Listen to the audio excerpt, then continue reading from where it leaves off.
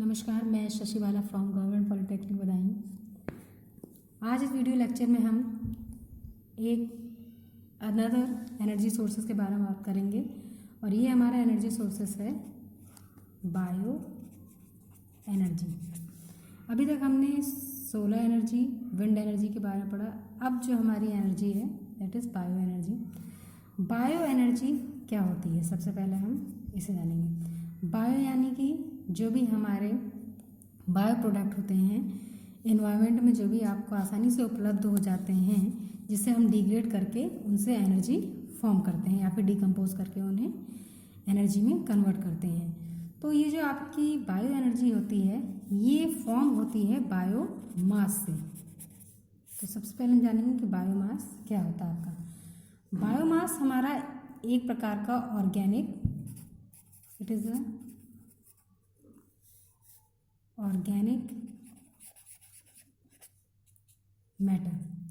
Biomass हमारे organic matter होते हैं जो कि हमारे प्लांट्स डेरिवेटिव्स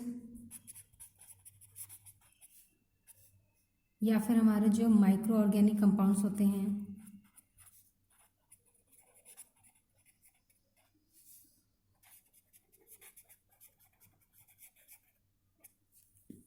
या जो हमारे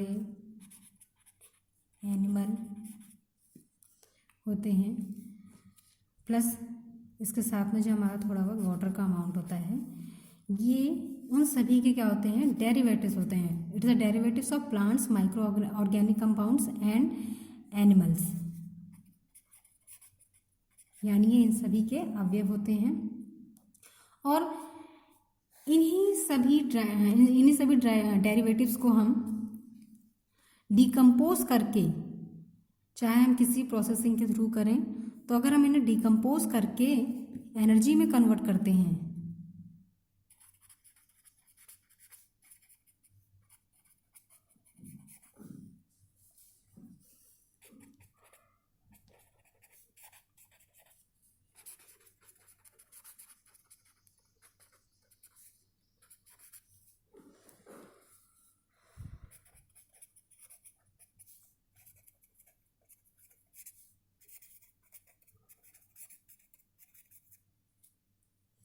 जो एनर्जी हमारी कन्वर्ट होती है प्लांट्स एनिमल डेरिवेटिव्स के डिकम्पोजिशन के थ्रू, तो वो एनर्जी हमारी क्या कहलाती है, bio energy.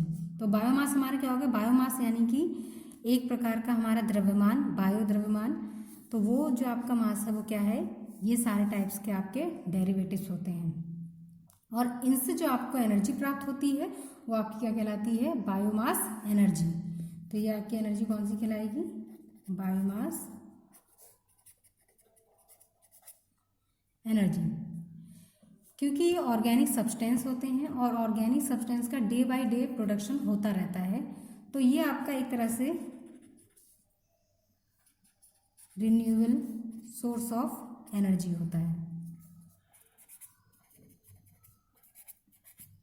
Renewable source of energy, so it is also called as non conventional source of energy. ये जो आपका बायो एनर्जी होती है या फिर बायोमास एनर्जी जो होती है, ये आपके जो कन्वेंशनल एनर्जी सोर्सेस होते हैं, जैसे आपके कोल वगैरह हो गए, पेट्रोलियम, ऑयल, नेचुरल गैस, ये बायोमास की कैटेगरी में नहीं आते हैं। यानी कि बायोमास जो है वो आपका जो कन्वेंशनल फ्यूल्स होते हैं या कन्वेंशनल एनर्जी सोर्सेस होते हैं उनसे ये आपका अलग होता है।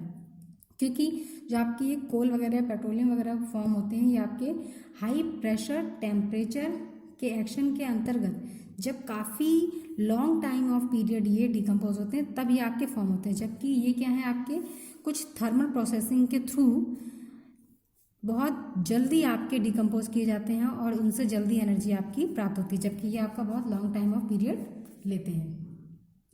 इसके बाद हम बात करते हैं इसके सोर्सेस की। तो जो बायोमास सोर्सेस होते हैं हमारे,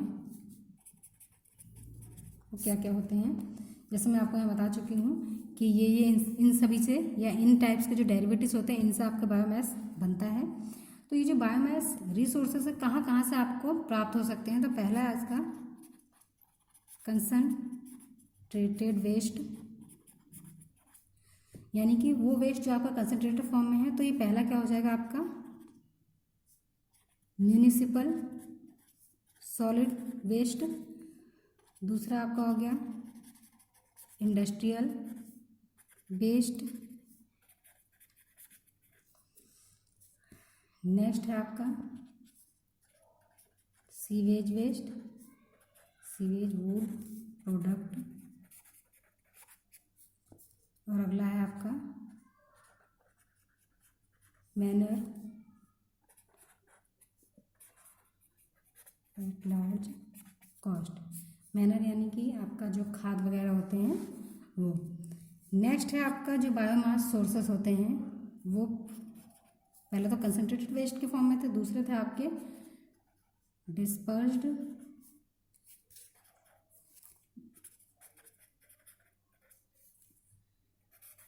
वेस्ट रेजिड्यू। तो ये जो आपके डिस्पर्स्ड वेस्ट रेजिड्यू होते हैं, यानी जो अपशिष्ट पदार्थ होते हैं, अवशेष होते हैं, ये जो आपको मैंने डेरिवेटिव बताए थे बायोमास के, ये भी क्या होते हैं आपके सूक्ष्म अवशिष्ट पदार्थ होते हैं, जिनसे आप जिन्हें डिकम्पोज करके क्या करते हैं, एनर्जी फॉर्म करते हैं। तो डिस्पर्स्ड वेस्ट जो रेजिड्यू होते हैं, पहला हो गया आपका क्रॉप रेजिड्यू, और दूसरा हो गया आपका डिस्पर्स्ड मैनर यानी कि खाद। तो पहला आपका जो सोर्स है वो क्या है, कंसनट्रेटेड वेस्ट, और दूसरा है आपका डिस्पर्स्ड वेस्ट, जिसमें आपके क्रॉप यानी कि फसलों के जो अपशिष्ट होते हैं, अवशेष होते हैं, वो सब इसमें आते हैं। नेक्स्ट अब हम बात करते हैं बायोगैस की। बायोमास और बायोगैस दोनों ही क्या हैं, डिफरेंट हैं। बायोमास आपका ये जो मैंने अभी आपको बताया ये सभी चीज़ें हैं, और जो बायोगैस है ये आपका बायो एनर्जी का मेन सोर्स है। It is the main source of bio energy. और जो बायोमास के सोर्सेस थे ये थे, और जो बायोगैस के सोर्सेस हैं, इसका जो मेन सोर्स है that is wet cattle dung, यानी कि जो एनिमल्स का जो डंग होता है, तो उसे हम बायोगैस एनर्जी फॉर्म करने के लिए सबसे ज़्यादा मेन रूप से यूज़ करते हैं। इसके अलावा जो इसके अदर सोर्सेस हैं वो होते हैं, जैसे आपका सीवेज मटेरियल हो गया, या फिर आपका जैसे वेजिटेबल वेस्ट हो गए, और दूसरा हो गया आपका क्रॉप यानी कि फसलों के अवशेष, क्रॉप रेजिड्यू। तो बायोगैस के जो आपके सोर्सेस हैं वो ये हैं, जिसमें मेन सोर्स आपका क्या है, वेट कैटल डंग, जिससे आपकी एनर्जी फॉर्म की जाती है। यानी कि जो डंग होता है उससे हम क्या करते हैं, डिकम्पोज करते हैं हाई टेम्परेचर पर, और डिकम्पोज करने के बाद जो आपको गैस फॉर्म होती है वो आपकी क्या कहलाती है, बायोगैस। तो बायोगैस आपकी एक क्लीन गैस होती है, it is a clean gas. तो ये काफ़ी इको फ्रेंडली होती है, यानी कि नॉन पोल्यूटेड होती है। इसके अलावा जो इसका कंपोजिशन होता है, इसमें बायोगैस के कंपोजिशन में जो आपका मीथेन होता है वो लगभग 50 से 75%, और जो आपका CO2 होता है वो 25 से 50%, नाइट्रोजन जो आपकी होती है वो 0 से 10%, हाइड्रोजन 0 से 1%, और जो हाइड्रोजन सल्फाइड होती है वो होती है 0 से 3%। तो ये था आपका बायोगैस का कंपोजिशन। तो ये सारी अप्रॉक्सीमेट वैल्यूज़ हैं कि 50 से 75% के लगभग आपकी मीथेन हो सकती है, और 25 से 50% की रेंज में आपकी CO2 हो सकती है। तो इस तरह से ये इसकी रेंजेस हैं। और जो आपकी बायोगैस की जो कैलोरीफिक वैल्यू होती है ये होती है आपकी 35,000 से 40,000 किलो जूल पर kg। जो कैलोरीफिक वैल्यू बायोगैस की मेजर की जाती है वो लगभग अप्रॉक्सीमेटली किलो जूल पर kg में इतनी होती है।